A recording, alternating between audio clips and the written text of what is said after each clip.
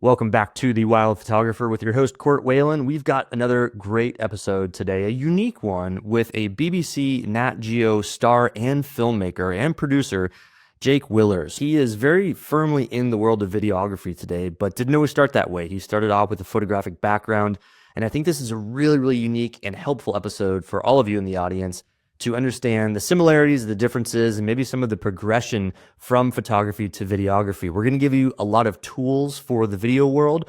We're going to learn about Jake Willers' approach to storytelling, which translates into both photography and videography. We're going to talk about some of his past, present, and future projects that I think you'll be very interested in learning about as it pertains to your own work, your own vision. We've got a lot packed in today's episode. As always, I want to give a quick shout out to lensrentals.com, sponsor of the Wild Photographer podcast. If you go onto their site and see something you might want to rent, which I of course advocate for, it's a great way to learn and experience and understand different lenses out there for not a lot of money. You can use promo code WILDPhotographer15 to get 15% off. So that's pretty fantastic. And like I said, I really do think it's a fantastic tool to try lenses before you buy them. You can even buy them from Lens Rentals, but it's a low cost, easy entry way to rent a lens for a few days to try it out, maybe for a whole trip. It's a really great asset. That's why I really enjoy having them as a sponsor of this podcast, because I think they're just darn useful. So anyway, without further ado, I want to get into the podcast itself. Help me welcome Jake Willers. Jake, welcome. Hi, Court. Hey, thanks for having me on. My pleasure. Well, let's get right into it. So, Jake Willers, you are a renowned filmmaker, but it all started with photography. Am I right? Yeah, kind of. I mean, it's been a long, interesting journey. I ran a wildlife park in the UK for 15 years before getting into TV. So I actually started with photography came before the TV. I would take pictures at the wildlife park. So we would, use photos, our library for kind of marketing the wildlife park, keeping tabs on all of the animals that we had in there and that would come in and go out, because in the early days it was an animal sanctuary. And so we would have native wildlife brought into us that had been, say, in a road traffic accident, and we would nurture them back to health and release them and take pictures and what have you. And so I kind of I had one of those old Zenith 35mm cameras way back in the day.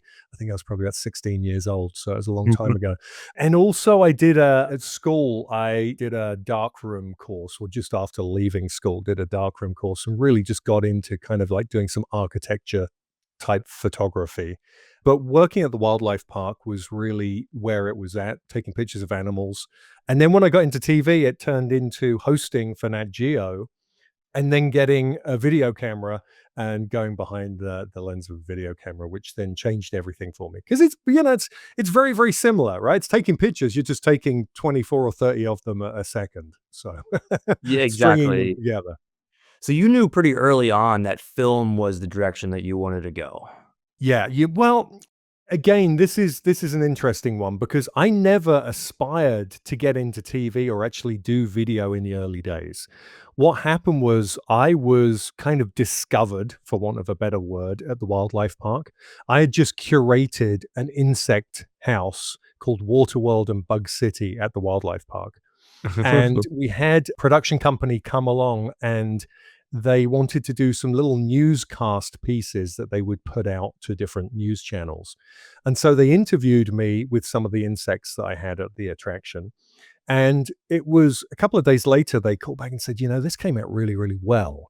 We think you would make a good host for a TV show. Would that interest you? And I'd never thought about doing anything like that. And I said, well, it does, but I don't know how I'd have the time to do it. And they said, no, we'll just come and film a 5-minute promo and we'll see where it goes. So I thought nothing more of it. They filmed the promo. They went off. A few months later, they contacted me and said, we have a 6-part series with National Geographic Channel with you as the host. And that bowled me over. And there I was a few months later in Africa filming the first of our series called Insects from Hell. And so I kind of fell into the videography world, and getting to see the behind the scenes of how natural history shows are made just really inspired me from a storytelling perspective. It gave me another way of looking at how I could pass my passion on to other people, which is what we did at the wildlife park. We would do outreach projects to schools and what have you. And so this was just another area that I thought, well, this is a really powerful tool. Yeah, you're not the first person to that I've heard this from, is that kind of moving, from photography into videography is largely fueled by this passion, this interest to get into deeper storytelling. So the storytelling element I know is really near and dear to your heart. And that's something I want to talk a little bit about here. Storytelling for me is a fascinating subject when it comes to photography, cinematography, largely because I honestly don't feel that I'm very good at it. I don't feel that I have a super solid, innate, intuitive grasp on it. Something that I'm consciously trying to learn from and learn about. And I'm spending a lot of time and a lot of effort doing so. But I think a lot of other folks out there probably feel the same. Like, we all know what a story is. We all know what storytelling is. We can think of nursery rhymes. We can think about cavemen around a campfire. We can think about even modern media, social media, YouTube, and documentaries as storytelling. Talk to me a little bit about your approach to storytelling. I know that, one of your main goals as a cinematographer is to help the scientific community translate inspiring information to the public, which I think is so darn important in today's day and age. How does storytelling work for you in that context? And, what advice might you have to someone like myself that knows it's important, wants to do it, but feels that they might need a little shot in the arm to really accelerate their journey towards storytelling? Yeah, it's a really good question. For me, it's where I really noticed this kind of disconnect between science and storytelling was when I became a host for Nat Geo Wild and National Geographic Channel. We would interview many, many scientists and film their research. And it really became obvious that when we were doing that research of their studies, there was nothing written in kind of plain text. It's all scientific talk, right? Papers, you know how a paper's written, right? So it's, Mhm. Oh, to yeah. a layperson, it's pretty difficult to understand. And so it would be translating that into lay speak so that I could use that as a on camera host to be able to talk about their work.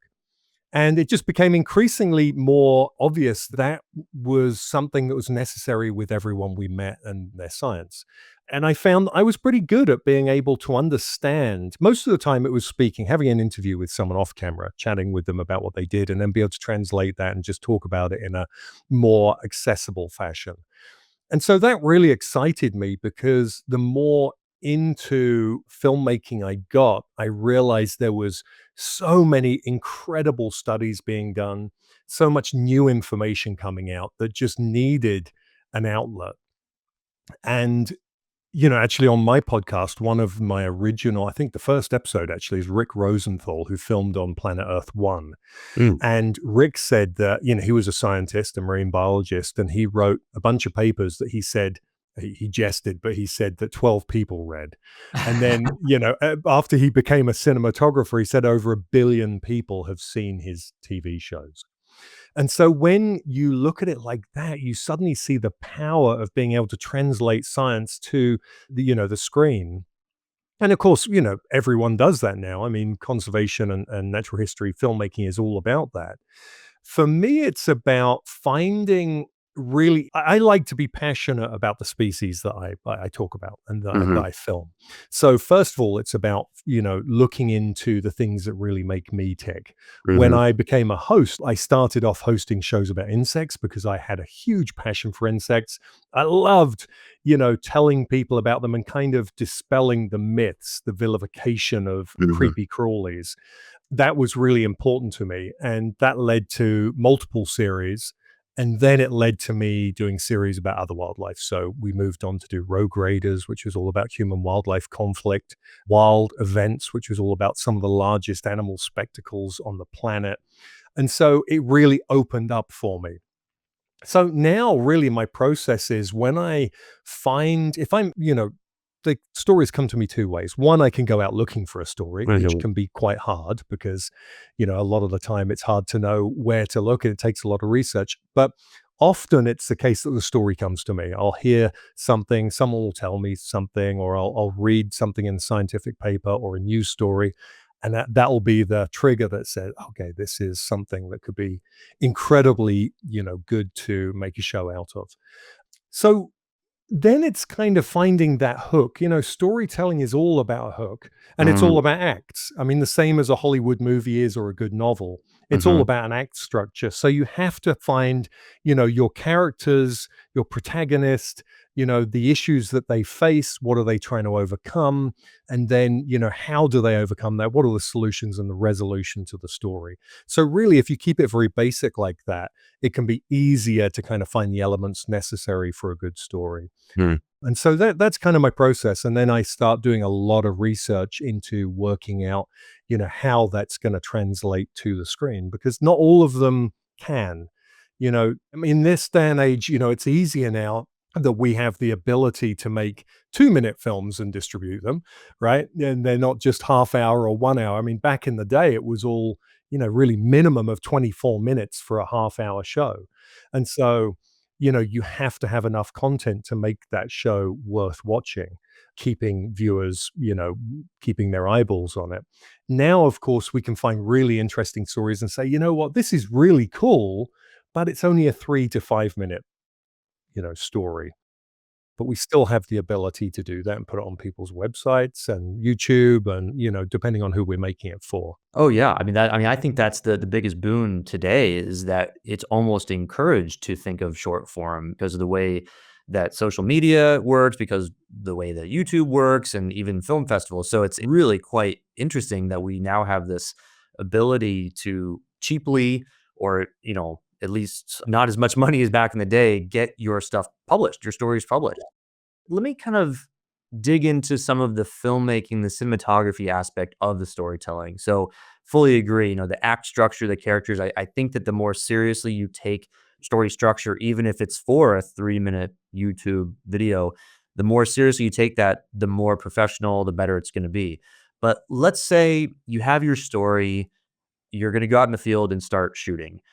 Obviously, you need the best shots possible. You need the polar bear in slow motion walking. You need the bird taking flight with full wings spread. But what are some of your thoughts going into a day of filming that really helps get you what you need to complement the story? Because of course, this is much more than sitting around a campfire through oral tradition. Like this is filmmaking. This is visual. So the visual element, even though it probably can't live on its own. There has to be that story as well. The visuals are super important. So what are some of the thoughts going through your head, like checklists? Do you organize your shots into priorities of like what you need to get, or do you let stuff come to you and just make lemonade out of everything possible? Maybe just Sure. touch a little bit on the actual pursuit of capturing that stuff on film and how you go about doing it. Yeah, absolutely. The most important part of filmmaking is pre-production, right? There's really three areas. There's pre-production, production, which we would be the part of going out and filming, and then post-production, editing it and Mhm. finalizing it and putting it out there. Pre-production by far is the most important part because without good pre-production, you're out there hoping that you're going to get stuff rather than knowing. Now, Mhm. obviously, with wildlife, it's like they say, never film wildlife and children, right? The hardest things to, Right. to get what you need. But, understanding animal behavior and what's going on and the specifics of the story you're going out to film gives you a very good idea of what you need to get to tell the story and what the percentage chance of you getting it is. So I like to split it up I have two shot lists that I carry with me. I have an essentials list and I have the ultimate list. Mhm. And so when I'm doing my pre-production, I have the treatment written out, I understand the story. I'm now looking at what are the images I need to tell that story in a way that's going to keep eyeballs on it because it's all about retention, right? You want people to continue through your story. And so I'll create a list I call my essentials list, which is like, this is the bare bones of what I need for that show to become a reality. And without Right. that list, I can't make the show, right? So that one there is a must. And then I have my ultimate list, and my ultimate list has probably got about 30% more shots in there. And it's like, well, if I added this and, all the incredible stuff that is probably impossible to get, then it would be fantastic. But the reason I do that, and I actually teach people this because a lot of the time, if you make one list, what tends to happen is we look at the story and we dream about how it's going to look in this incredible show we're going to make. If we go out with that list and we don't get everything on that list, we can start to think, oh my gosh, this is what's happening here. We don't have enough to make it. Mhm. The point of kind of separating the essentials is, well, no, this is what I have to have. So these are the shots I have to find.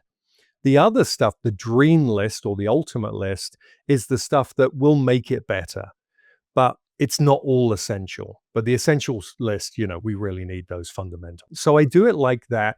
Sometimes it's one list, but they're highlighted as the essentials, right? So Yes. we know what we're getting. The importance of having a shot list is also, if you're working with a team and you're not gathering all the footage, that everyone is on the same page and knows what you need to Mhm. get, right? Because a lot of the time, if I'm doing it, I mean, I'll be perfectly honest, I don't have a list a lot of the time. The list is Mhm. in here, right? It's in my head. It's not actually on paper.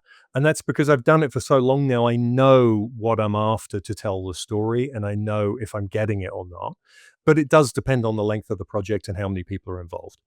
So Mhm. once I have that list down, it's really then a case of understanding an image sequence, right? Understanding, and actually this really goes before the image list, is understanding the big difference between photography and videography is a picture in photography speaks 1,000 words, right? Mhm. The problem with a picture in videography, it only speaks about one word. And so you need a lot of them to put them together to speak 1,000 words, right? Right. So what you have to do is you have to build a sequence. And one of the things I actually teach a lot of photographers who are looking to transition into video is to use a tool I call the image sequence breakdown tool. And basically it's a tool I give away on my website, which is it's a grid. And what you do is you go and watch your favorite natural history show and you start logging every shot you see on this piece of paper. And so when, say, the establishing shot opens up and there's this drone shot of the forest with the mist below, you stop it and you write down drone, extreme wide, aerial shot, et cetera, et cetera. And then you carry on, and then the next shot's slightly closer, and you just keep logging these shots. And what you start to see is some patterns forming, not always a pattern that's repeatable, but a pattern forming that shows that we establish an area.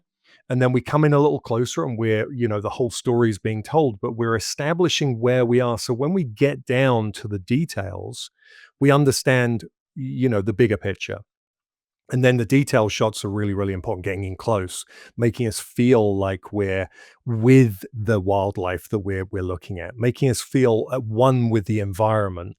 Something I know you speak about on your show is, being eye level with animals when we're taking photographs, right? It's nothing worse than if you're really up high and you're shooting down on everything. It's just not a great shot. You get down at eye level. When I shoot black bears, which I film a lot, I use what we call a hi-hat, which is a mini tripod. And it's a big tripod, a big solid tripod with a big fluid head, but it's only about 8 to 10, it probably goes up to about 16 inches in height. And so Mm. I'm kneeling down using that. So I've got an incredibly good panning head and tilting head that I can use, but I'm low down. I'm at eye level with a black bear. And so those are the kind of things that when you break down a sequence from a professionally shot show, you start to see what is necessary to bring those 1,000 words together, right? To make it captivating, to bring us into the story. And once you start to understand an image sequence and what's necessary, then when you're putting your shot list together, you know intuitively that, okay, I need to establish where I am at the beginning and I need to come in and then get a little tighter. If we're talking about a meadow and we're going to film butterflies, let's say, in a meadow at springtime, then we might start with a drone shot of this big, beautiful, colorful field. Then we come in and we're maybe panning across the field and we start to pull out individual flowers we can see. Then we go in tight on a flower and then we start to see some butterflies in the air, and then we go in. And so it's these progression of getting down to the detail. Without understanding that or knowing that up front, what happens is people head into the field with their video camera and they start filming willy-nilly, right? I feel And so guilty right now. and don't worry, because I've done this as well, right? This is how I know these things, right? Trial and error. And what happens is you come back and you're all excited and you start downloading your footage, you look at it and you go, "Huh, everything looks the same." And you start realizing that that one shot that you kept getting of a mid shot of a particular animal, you can only really use it once, right? And then you need to show something else. Now, you might be able to show it later on from slightly a different angle, but if anyone's ever watched a show where the shots repeat consistently, they get very boring very, very Yeah. quickly. And what happens is you start to tell yourself, "Oh, okay, these guys they didn't know what they were doing, they didn't have enough footage." And when you have that dialogue in your head when you're watching a film, you've lost your audience, you know? If they're starting to think about the lack of footage, then you've lost them.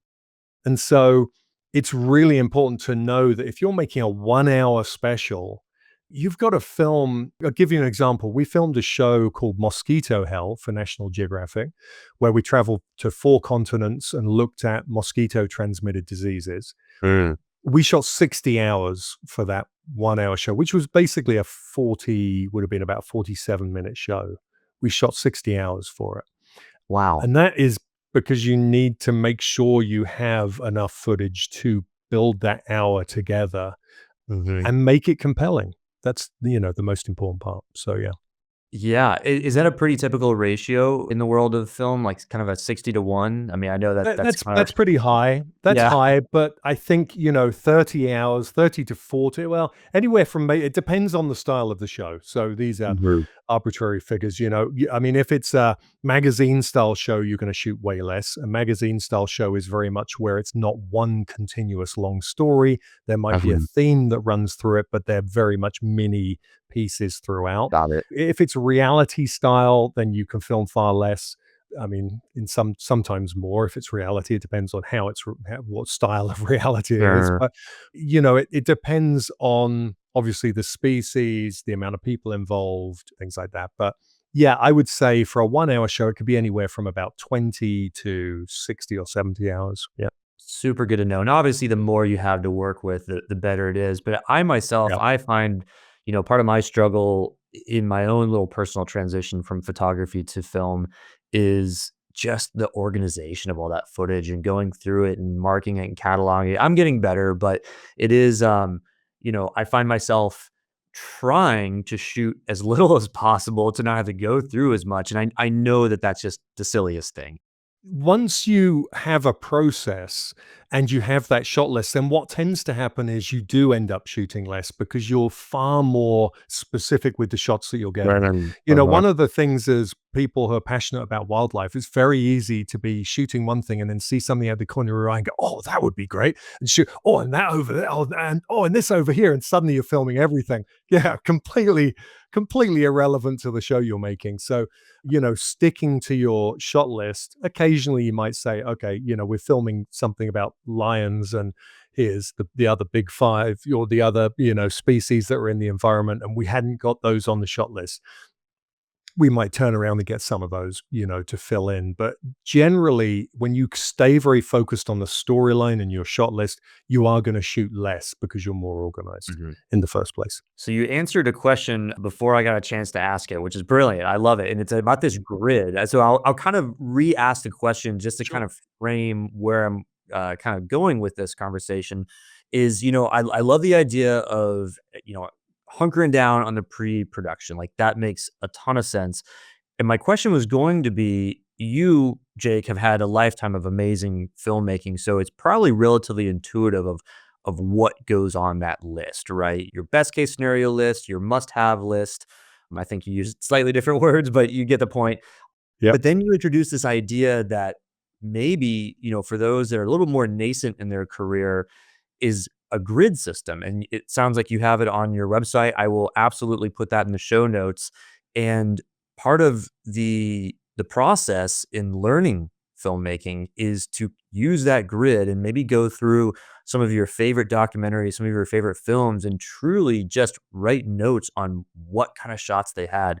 And I guess that kind of answers my question of like, how do you know what to put on the list? And your answer, it seems like study up, watch what you Yeah. like, and Yep. use its grid infrastructure. Once you understand an image sequence then filmmaking becomes a whole lot more, makes more sense to you, right? Because one of the reasons I started a mentoring group was to overcome the overwhelm that people face when they either transition from photography to filmmaking or just get into wildlife filmmaking in the first place.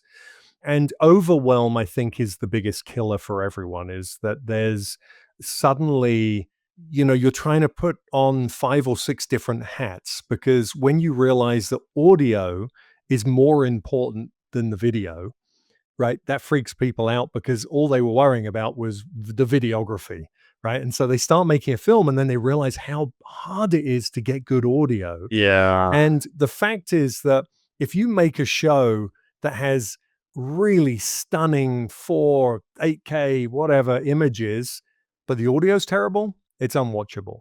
If you make a show that has a lot of archive image in it, which are, low resolution, the images aren't that great, but it's a compelling story and the audio's good, it's very watchable.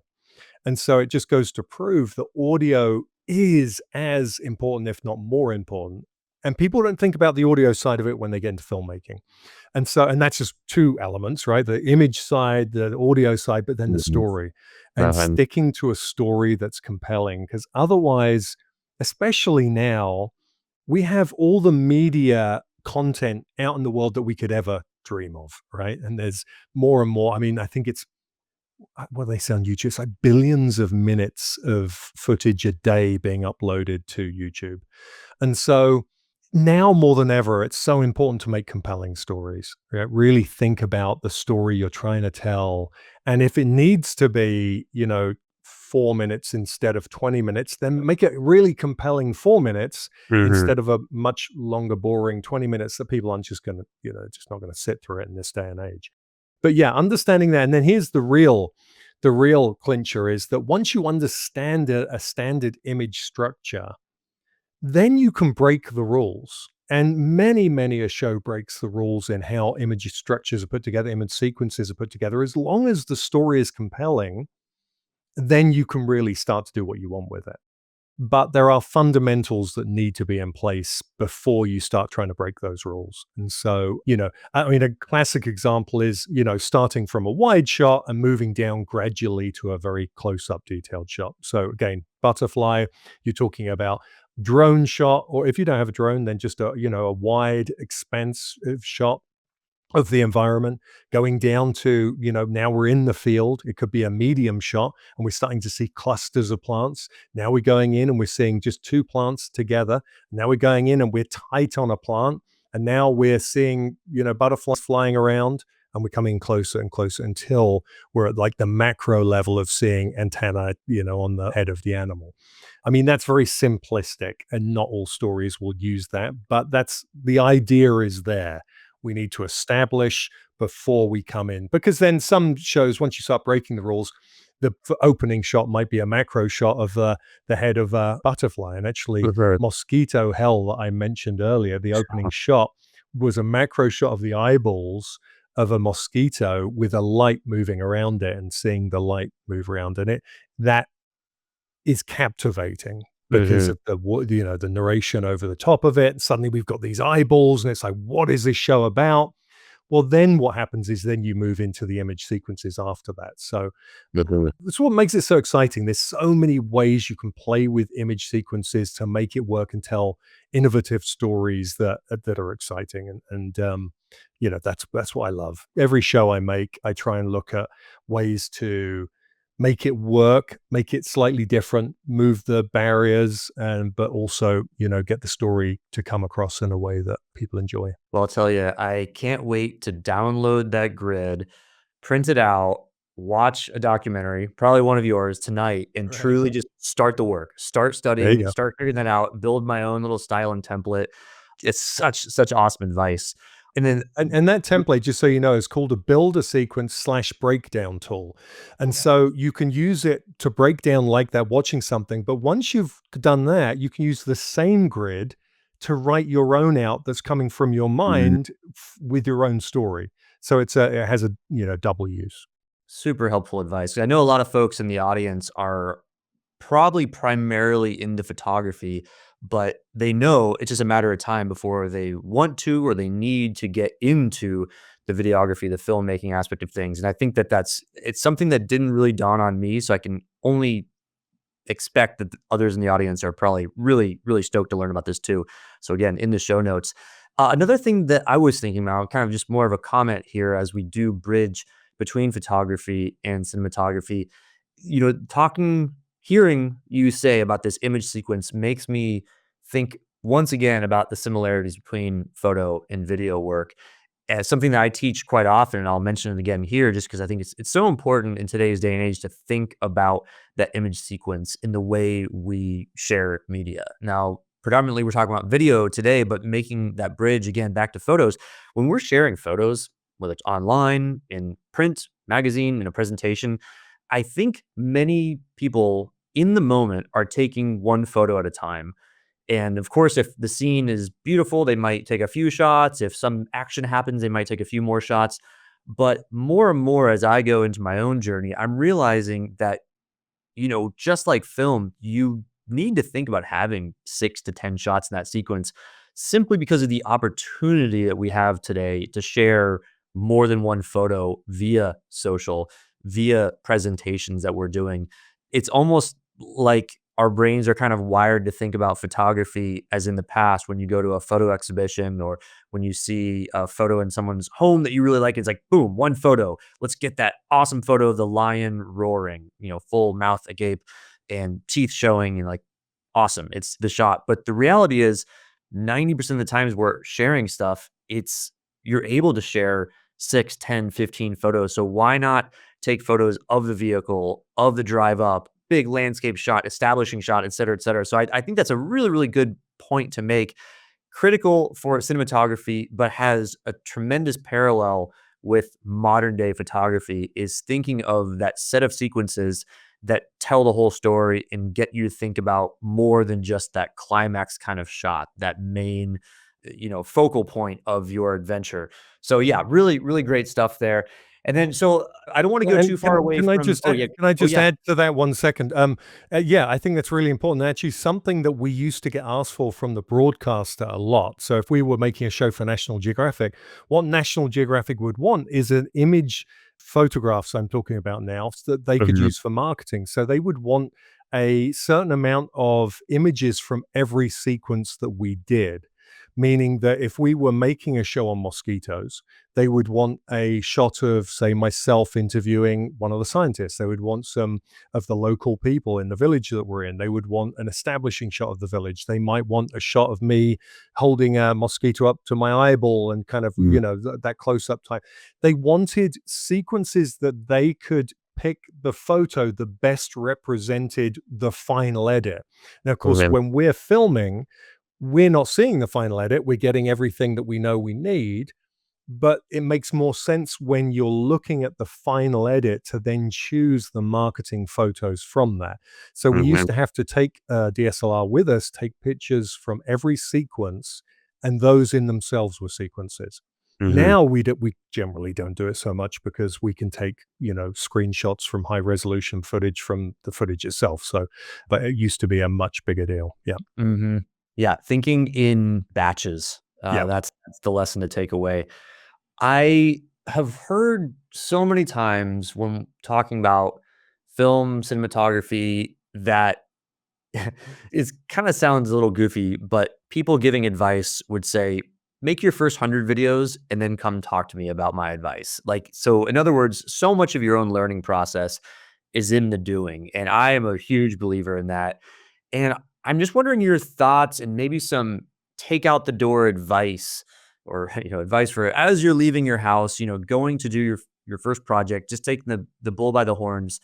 Like, how would you approach smaller projects in your own neighborhood, your backyard, when you're not going to Africa or going to the Arctic for polar bears or anything where the stakes are higher? Like, what are some things going through your head or some advice you'd give to aspiring cinematographers and filmmakers to get that practice in? Well, I think, first of all, you hit the nail on the head. Just going out into your backyard and practicing is so unbelievably important. I think the most important thing going back to pre-production is, I know you're practicing, but you still want to have an idea of what you're going to go and shoot. There's a Hmm. difference between, if you're just going out to test a camera, that's leaving the house with no idea of what you're doing other than testing the exposure, the ergonomics, where are the buttons, that kind of stuff. Now, if you're going to actually put it into practice and say, okay, I want to practice making a 2-minute film so that when I go on my 10, 15, $20,000 journey, across the world, Mm. that I know what I'm doing in that scenario.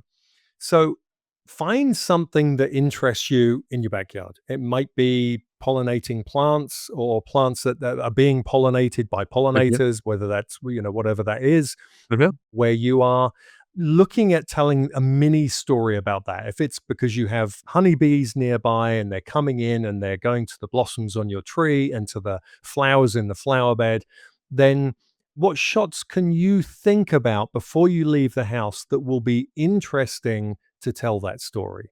And then log that. And even if you're not writing them down, and I would say if you're starting out, write them down. And Hmm. so you just have a little notepad with you, and it says, you're going to want a close up of a flower or a blossom with a bee on it.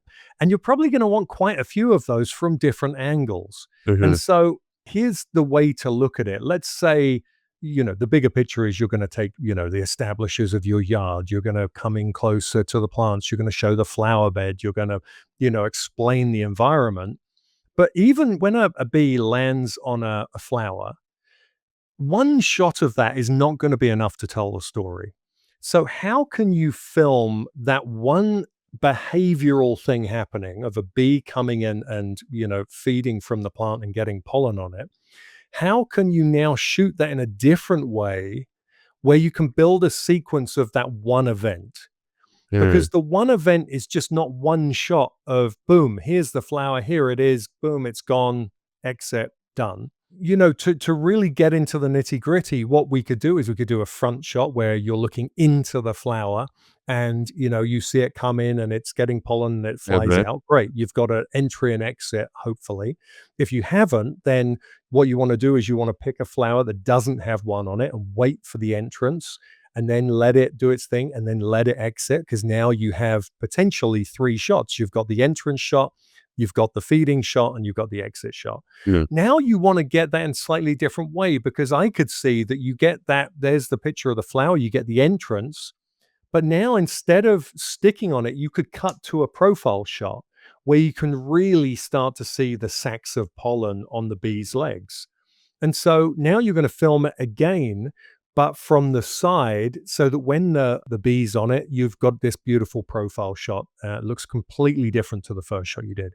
So think about ways you can film the same thing from multiple angles. Mm. That's one of the best learning things you can learn when you're starting out, because what tends to happen with the overwhelm of doing everything is we get a shot of a bee coming in the landing. We go, oh my gosh, I got the whole thing. It was excellent. And then you're on to the next thing. And then you get in the edit and you go, well, that was like 6 seconds. What do I do now? But we tend to get too overexcited and our, physiology trumps thinking. And Hmm. so we get back and we realize we don't have enough. So I would say, really concentrate on getting the same thing in different ways. Don't get the same shot over and over and over, because that's the Yeah. other mistake people make. They'll stay in one position and go, well, one came in and fed, it looked fantastic, but I'm going to do it again. Now, that's Uh, okay to do that and get a safety shot. But if you know you got it and it was in focus, now change the angle, because that's a usable shot. Because when you cut from one thing to another, that cut should be of a big enough significance that the story is moving forward. The mhm. worst thing is when you see a cut and the image is almost the same, and it was like, wow, that's not moving the story forward with Yeah. images in any way. That's just like that looks like a mistake. So really practice on, how many ways can you film the same thing? Because Mhm. what you'll find, the more you do that, it's exciting when you get in an edit, because now you have all of these different angles, and not all of them will work, but you'll find that you can really start to piece them together in a way that becomes compelling. Uh, So I think that's one of the things that I find most important. And then really just variation of shots, mhm, your establishes, like we're talking about image sequencing. I would say the other thing to avoid overwhelm is not to put too many, not try and make a professional film right off out the gate and say, sure, okay, yeah, this is going to be Planet Earth 4. yeah, Look at it in a way that you're going out to try and get shots that, when we go out as filmmakers, we don't make an entire movie from one trip, generally, right? Generally, we're going out and we're getting pieces of the puzzle. And when you look at it like that, it takes the pressure off. Because if you go out and, there's not much happening in terms of the bees coming into your yard. Oh, here's a shot. I got a shot. Oh, and maybe it's coming back. I'll get a different angle. So, okay, you're not going to get the whole thing in that hour or two. Maybe try over the course of a week and mhm, go out and see if you can build it. Obviously understand continuity, meaning make sure that the light is the same. If you're filming at midday, these, buttercups with the bees coming in, make sure it's mhm, midday or looks very similar. Don't do it on an overcast day where you can't match those two images together. mhm, And really don't worry too much about, trying to get cool movements and making it too stylistic, because those things come with time. If you go back and look at the good old fashioned kind of natural history shows from the 60s and 70s, there wasn't all of this very fluid movement that we see in today's shows. And that's because they just didn't have the technology available. Now, of course, it's all about shot overs and, mhm, gimbals on helicopters and you name it. But you don't have to incorporate all that to begin with. In fact, if you can take your iPhone out or your Android phone out and you could make an image sequence with your phone, what you'll find is it's rather you're now not worrying about, exposure and things like that because you're going to just set it on auto and let it do its thing. It's going to, mhm, pick the best setting for you. It's far more important to be able to worry about, your the frame, right? Where your composure, how are you composing the shot? Are you using the rule of thirds? Are you doing too many of the same shots or do you have enough variation? When you start eliminating all the other things like exposure and, iris and shutter and taking all of those things away, you can really start to think about the framing. And this is obviously, I could go on forever about this. It's such a mhm, big subject, but one of the main differences is that when you're transitioning from photography to videography, we tend to leave the shutter in its place, right? So we're mhm, doubling the frame rate with our shutter. Tends to be if you're filming at 30 frames a second, you have a 1/60th shutter and you leave it there. Unless you're trying to get effects or you're trying to get more light, you generally leave it there. And so, rather than trying to worry about the technical side of what it is to take video, worry about the storytelling side and what it is to make good looking images, get a variety of those, and does it make a compelling viewing experience telling that story? I think, and using a phone can really help you do that because it takes all the other worry away. So I'd say on your first outing when you're practicing, try something like that. Don't overthink it. yeah, great advice, and I've heard that and believe it time and time again that it's really not the equipment, it's the vision, it's what goes deeper and well beyond all that. But let's stay on this topic for one more follow-up question, the audio. So, obviously, we now know that audio is at least half the equation. What would you say to the beginning filmmaker that wants to produce a nice little 2-minute film that is not going to be wasted? You're spending hours doing all this and being quite diligent in the pre-production and the actual shooting. You kind of have a few different options. You can take audio from your actual surroundings, you can do a voiceover, you can add music.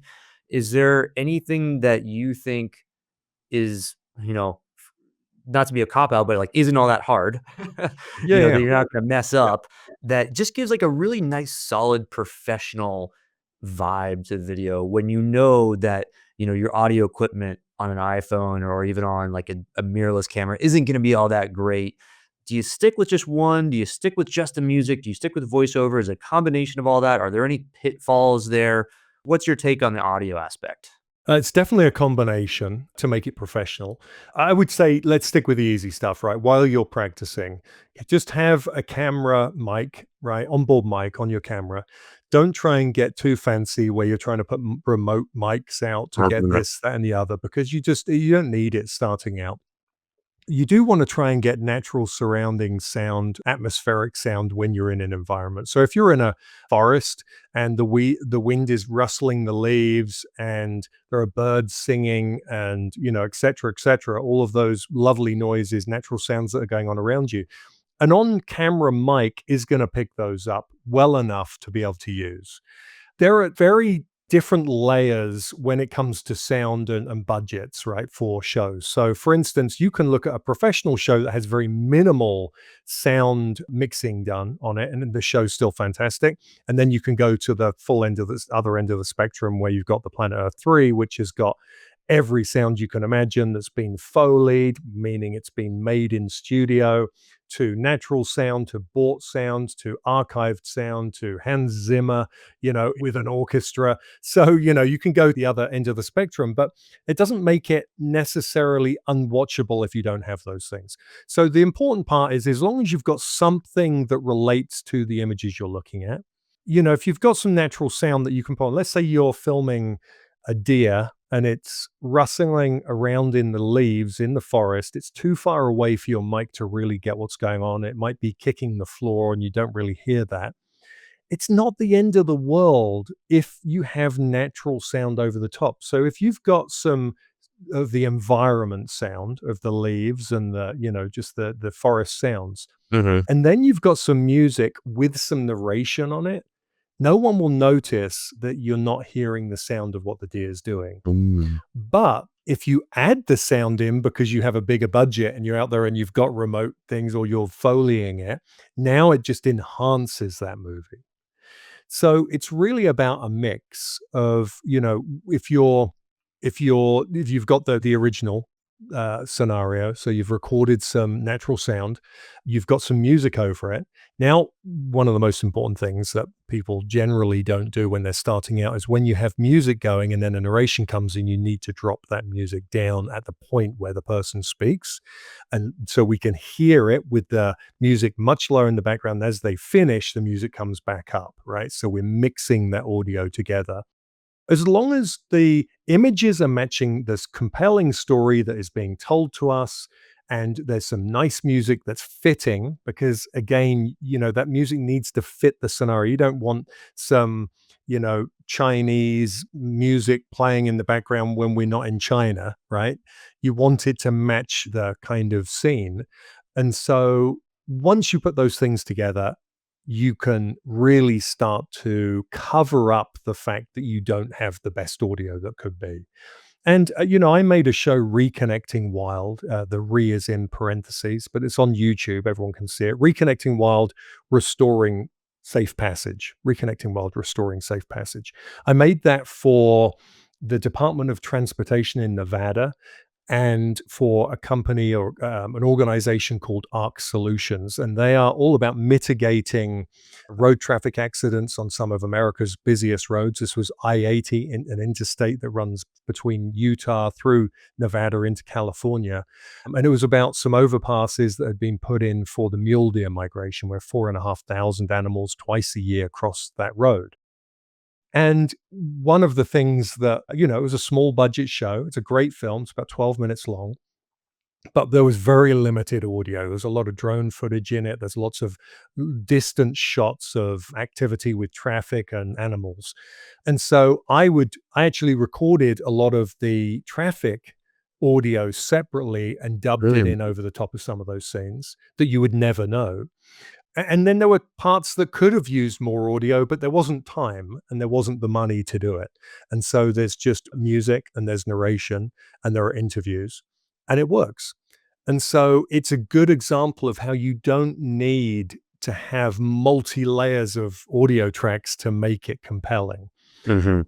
But certainly, if the budget was twice the size, I would have had probably 5 extra tracks of audio in there that would have just made the whole thing more compelling. But, Sure. yeah, so audio is it's an interesting one because it's an art in itself. actually one of the people that I just interviewed for my podcast. It's not out yet, but is a guy named George Vlad. He is a sound recordist. He travels the world recording environments. He actually, I can announce it now because I couldn't when I couldn't before now, but the movie's out. He actually recorded Desert Sounds for Dune Part Two, which Oh, is wow. out in the cinema right now. Oh, cool. So yeah, he was responsible for some of that. He's done incredible stuff on Planet Earth 3. And his whole career is based around going out and recording environment sounds. It's an art form in itself. So when we try and add that into our filmmaking, it's a lot, wearing many, many hats for sure. Yeah, I mean, it's a great answer, and it's one, I would love to just hear the easy answer of like, "Oh, yeah, just, slap some banjo on top of it," but the reality is You're right. it's not. It's way more complex. You've gotta Yeah. figure out, where are you? What are the natural sounds? What are the more potentially cultural sounds? Having a mix when you are lacking in one area, making up for it in another. So, yeah, it's a real science, and I think just hearing that from you really helps wrap my mind around that. But it's what moves the needle, between amateur film and professional film. Sure. Certainly, though, I would say to start with, just record natural sound while you're out and about. Here's a good tip for you. Make sure your microphone is, pointing. If you're using a shotgun mic, ideally, because that's picking up Right. most of the sound in front. One of the things that if you use any other type of omnidirectional mic, it's going to pick up your hand noise on your camera, which is the last thing you want. Right. Um, and you got to be careful if you're using long lenses, just to be very careful when you're, focusing with your hand out in front of the mic because you don't want to hear that either. So, yeah. Fantastic, Jake. Well, switching gears here, you have been working on some really impressive projects, including Planet Earth 3 and some other things with BBC. I was wondering if you could just talk a little bit about those, what you've been up to with them, and also kind of talking about some of the things you learned. We're always, we as photographers and filmmakers are always in a learning process, right? And what things during the filming and the work on those projects may have been new to you, or what takeaways do you have that are learning moments again from your newest projects? I think probably something that we relearn, and I say we as the general kind of wildlife filmmaking community out there, something we relearn every time we go out is it doesn't matter how big the budget is, it still doesn't mean you're going to get everything that you hope to get, right? Mhm. So just I filmed urban black bears, which I've been filming for many, many years. And so when the BBC came to me, they wanted very specific sequences of urban black bears in Tahoe, Lake Tahoe, which is where I filmed the bears. And when they came to me, they had a set sequence they wanted and a shot list. And they said, but do you think you can get this? And I said, well, 90%, maybe 95% yes, because that's repeatable behavior that I see. But, the other 5% was like, if we're really lucky. And we Mhm. never did get that.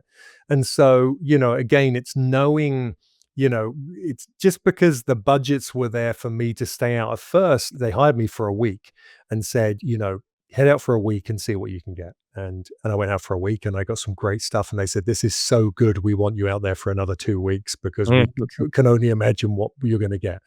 And so it ended up being a 3 week straight, 21 nights. It's all filmed at night. And just knowing that it's irrelevant, even if you keep getting sent out. I mean, at the end of that 3 weeks, they actually said to me, if you continue going out, will you get anything more? And at that point, I had to say, not really, as much as I probably should have said, oh, yeah, yeah, keep hiring me. It was a case. Yeah, it was a case really we're not going to see too much different at that point. So, you're always relearning that. There's only so much that, you can be there, but whether the activity, the behavior happens or not is just down to the reality of wildlife. The other thing is that I shot more recently on the new BBC series called Mammals, which has just been announced and it's due out in the next few weeks. Mm. Certainly in the UK, I'm not sure when it will come over here, but it'll probably be on BBC America before it hits anything else. And that's David Attenborough's latest series. What I learned with that is that we've just been through a big bubble with natural history filmmaking. There's been this huge buildup of these streaming companies that all wanted some natural history content. And so there was huge demand for natural history content. And that meant that people were being hired willy nilly all over the place to go out and get stuff. And for the BBC series, we were sent into the field with a producer who didn't have much experience.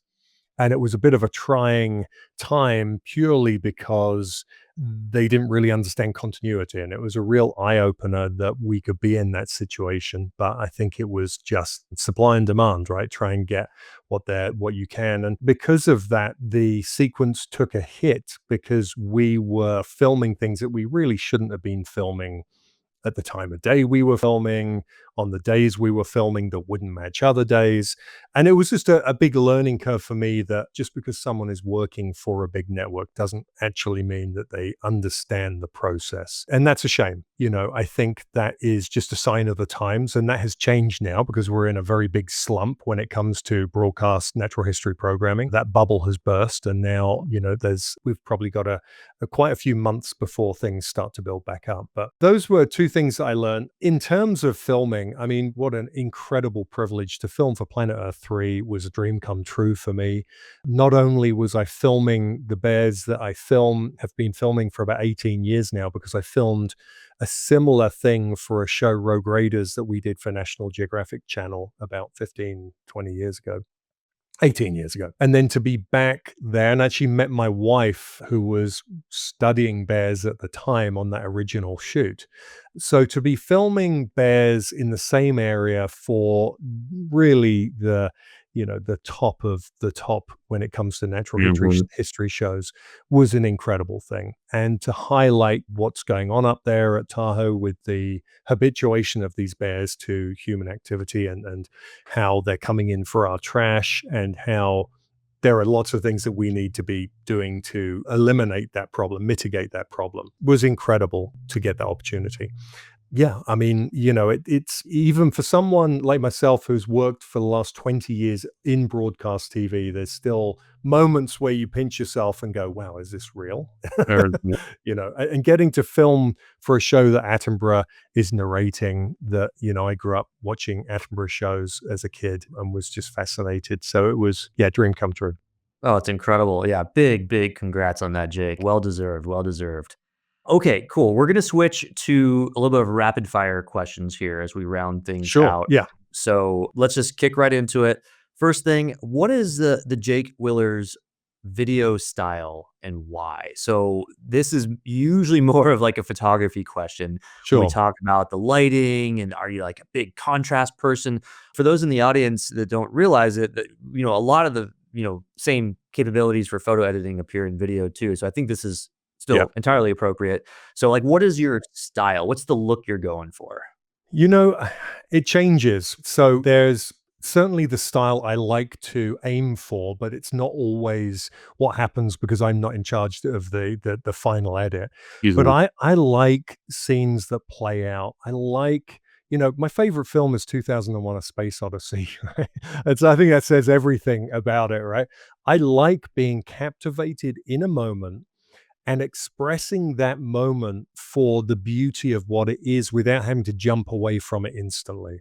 And I think if we can, if I can create shows that have an appeal with those longer shots that really tell a story, I'm doing the best I can. I think it's easy in this day and age to be forced to, but to make these jump cut shows where it's all very fast, faster music, jumping away here, keeping the eyeballs on it. I get tired of that very, very quickly. So for me, it's about really drawing these shots out and making it as beautiful as it can be so that people are drawn into that scene as if they were there, sat with me at that time and seeing that beauty. Lighting wise, I love playing with lighting. The hard part with film is that unless you have big budgets and you have lots of time, it takes a lot longer. Obviously, if you're going out to get a photo and you're going to go out for a set hour because that's golden hour and you're going to take photo, that's great. But when you're filming, you need a lot more footage. And so it's inevitable that unless your budgets are huge and you can go out the same time every day, you end up filming at times you don't really want to film. Yeah. So then it's about how can I make the best of what I've got?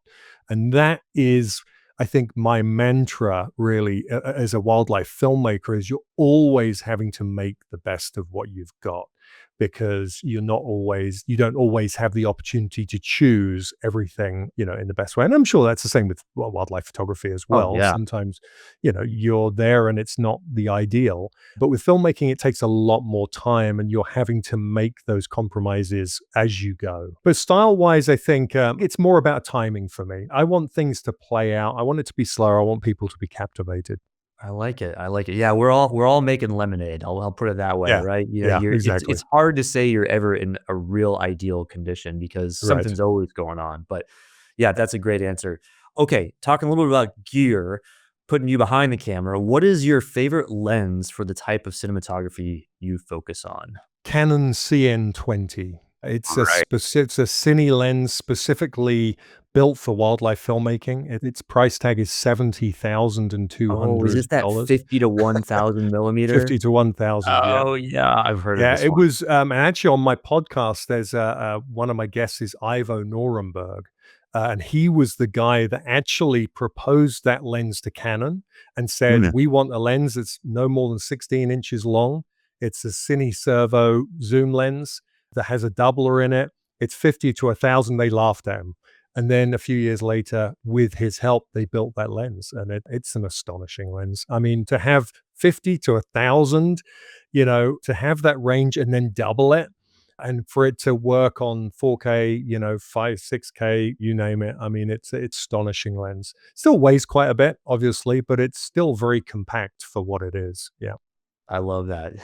Here's what I want, you guys engineer it, and they did it. Yeah, That's they did. incredible. Well, as a Yeah. Canon guy, mad props to Canon for that because Yeah. that's just a really cool way to do things. Okay, so similar with gear, what is a piece of gear for your videography that is surprisingly helpful that people may not think about? You can take a moment for this one. Sure. Like, No, actually, I know. I mean, there's all the obvious things, but actually, the most unobvious thing is my V-Lock battery plate, which is a universal V-Lock plate. I don't know if you guys use V-Locks in the photography world. They're a much bigger battery. It has a V on the back, and you kind of click the V into the V mount oh, plate. interesting. No, And not that I personally know of, but sure. Well, these things are like a brick, right? And the idea is you can pretty much, power anything off them. They're so versatile that if you have many cameras come with a V-Lock mount on the back of them, the cinema cameras. But small rig, I have a small rig one, couple of them, but other manufacturers make them. It's basically a plate that you can slide onto your 15-inch or 19, sorry, mil, 19 mil rod system. And you're basically putting a battery on it, and then you're wiring the plate into your camera, Hmm, and the plate actually has multiple connectors on it. So you can charge your phone on it, you can power monitors, mm, lights, okay. microphones, all sorts, including your camera. What it does is it takes a camera. If I'm using I use a Sony A7S, right, for the light sensitivity, small camera. Those batteries typically only last anywhere from 20 to 35 minutes if you're lucky. I power it through the V mount battery and I'll get 3, 4 hours out of it. So Okay, so that's a game changer. yeah, this is a tool that just gives you almost unlimited battery or like exponentially Absolutely. more. Okay, yeah, in the And then world of if you have what you can do is, well, no, actually you can't with that one. With my larger camera, I can have an internal battery on the camera as well. mhm. And so it's actually charging that at the same time. When the V-Log battery goes down, I can take it off and it's now running internally. So it basically gives me constant power. And then I can swap out that battery and I'm good to go again. So yeah. Okay, I'll take it. So last question about gear, and this may not be as pertinent if you're rocking the 50 to 1000 as your choice lens, but in my world, I always recommend folks on each trip that I guide consider what I call an X factor lens. And I don't know if this is universal terminology, but it's just a lens that you may only use for a handful of shots, but whatever you get from it could potentially, given the lens, the parameters of the lens, give you some of the shots of your trip. Do you have your favorite X Factor lens? Yeah, I think probably the 400 mil 2.8. Oh, yeah. That lens has enough range to be able to get in there and get a tight shot. at 2.8, which is for me filming at night, having the ability to do that. The biggest issue that I have with a lens like that is obviously the inability to be able to choose your shot, right? So, the only way to do that is to run backwards and forwards to change the shot. But, if I had an unlimited budget, two cameras, one with the CN20, Mhm. one with that 400 on there that really I can then just get super low light shots. I mean, with a 2.8, with that distance, that focal range, and then, a sensor like the A7S that is really letting me see in the dark. And that, yeah, it's a super crisp lens. I mean, it's beautiful. The one thing about zoom lenses, you're always compromising to some degree because of the amount of glass in there. The fact that that 400 just gives you a super, super, crisp shot at that aperture is a dream. So yeah, I can't. I've used them on a few shoots, but it is so limiting for filmmaking that you have to Mhm. really have either you've got to be quick at changing your lenses, and there's nothing quick about changing big lenses on big cameras Yeah. because of the support systems, or you got to have two cameras, yeah, and be swapping out. So I'd imagine big primes are quite different in terms of utility and usefulness when it comes to videography and cinematography, right? Because for photography, depending on the use, we can always crop it in, but you guys, doing what you do, you can't really crop a whole lot. So I'd imagine that if you don't have a zoom, very, very limiting. yeah, I mean, we can crop when we're talking about filming with Red 6K cameras and Sure. 8K. Now you start to be able to crop and get that extra shot. But Yeah. but no, the times I've used one is when I've gone out with a zoom lens and I go out and I film the footage I need, right, from the essentials list we were talking about. Mhm. And then what I do, if I have the 400 with me, I'll then go, okay, I've got that stuff, but now I want to get the better stuff on the ultimate list. So Mhm. I'm going to put the prime on because now I know I don't have to worry so much about variation of shot. All I'm Mhm. looking for is those 400 mil close ups, and I can put a doubler on there, and get 800 mil. Mhm. But now just have the ability to have a much wider open aperture and just get crisper looking images that are just going to complement everything else. With filmmaking, if you have some really high end shots in a film and not everything else is like that, it helps build the quality level overall, Mhm. right? Not every shot needs to be like that because sometimes it's understandable that there's drama happening and it's just not going to be crisp, and Mhm. sometimes it goes out of focus, and that's just because even if you're a fantastic focus puller, sometimes you just can't keep up with it. That's understandable if the shot shows that, and people don't mind. Again, it comes down to it: is the audio good? If the audio is good, people won't care. I love it. Yeah, no, that's a great answer, great X factor lens and great perspective. That's exactly what I'm getting at with X factor is like what's the thing that could just get you above and beyond, over the top awesomeness. So, yeah, very, very cool. Okay, so I know you're also a mentor to new filmmakers. We've talked about this kind of stuff a lot already, but since this is part of the rapid fire section, what is the top one, maybe two bits of information for anyone starting off wanting to make a big mark in filmmaking, a big mark on this world? You know, it's passion. It sounds like a cliche, but passion is what it's all about. Because right now there's a contract. The industry is contracting. Right, there's a bottleneck. It's the people who have the passion that are gonna pull through an era like this because they want to be in this industry, and they're gonna find ways to stay in this industry. So you've gotta be passionate. I relate it to the real estate industry, right? When there's a boom in the housing market, realtors suddenly come out the woodwork. They're everywhere. Your neighbor's a Right, realtor, right. family members a realtor. When there's a contraction in the market, a lot of those people who weren't passionate about being realtors go and get a different job, Yes. and they just disappear from it and go, that wasn't for me. But the people who love it, they stick with it and they make it work. And that's the same with wildlife filmmaking. There's always going to be tough times. I would say 80 to 90% of the people in the industry are freelancers. And as a freelancer, it can be extremely hard going. So you have to find ways to make it work. And you're only going to do that if you're passionate about it. And so you know, just aiming for the stories that you're passionate about, because that helps you stay on track. If you're passionate about marine conservation, then don't go and make films about, butterflies in a meadow, right? Make films about marine conservation and stick with it and aim towards that. And yeah, you might have to go and do something else over here to subsidize it. That's great. But always stay, focused on what your goal is. Excellent. Sage advice.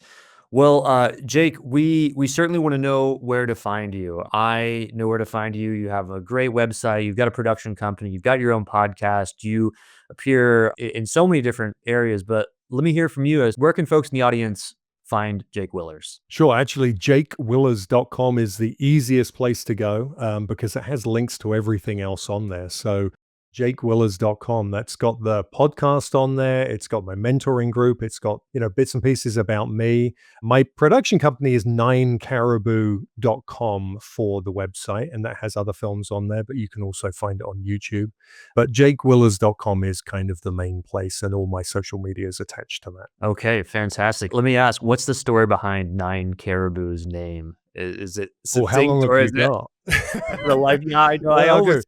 There is a story behind that one. The quick answer is that there was a series I spoke about called Wild Events, Largest Spectacles on Earth. That was going to be an 8-episode show, ended up being a 7-episode show, because the 8th episode was going to be the caribou migration in the Northwest Territories of Canada.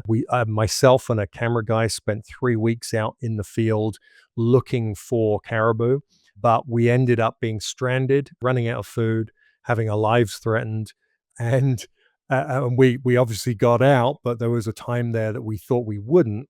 And with all of those things going on, we were stranded, so we didn't have the plane that was going to be spotting the caribou for us. Ugh.